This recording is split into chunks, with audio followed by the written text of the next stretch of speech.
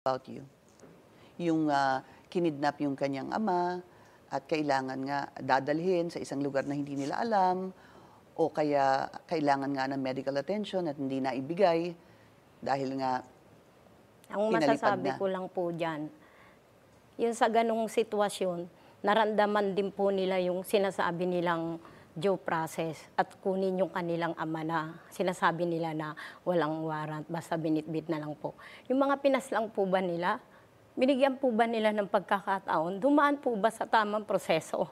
Di ba po pinagpapatay lang po nila ng ganong-ganong kabilis yung buhay ng mga tao dahil mahirap lang po kami.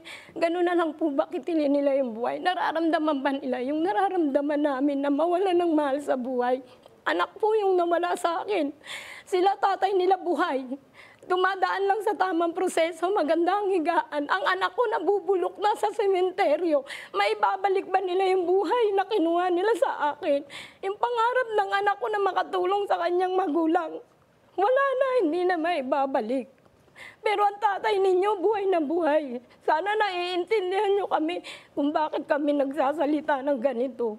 Kasi napakahirap sa isang ina. Kayo anak lang. Ako nanay, sa akin nagmula yung anak ko, masakit. Sobrang sakit. Dalia, ikaw, siguro panghuling salita.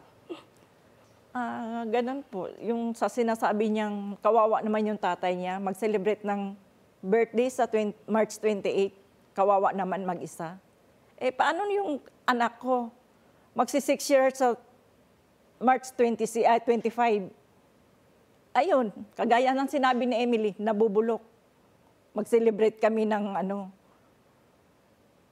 samantalang yung tatay niya, mag-celebrate buhay, birthday.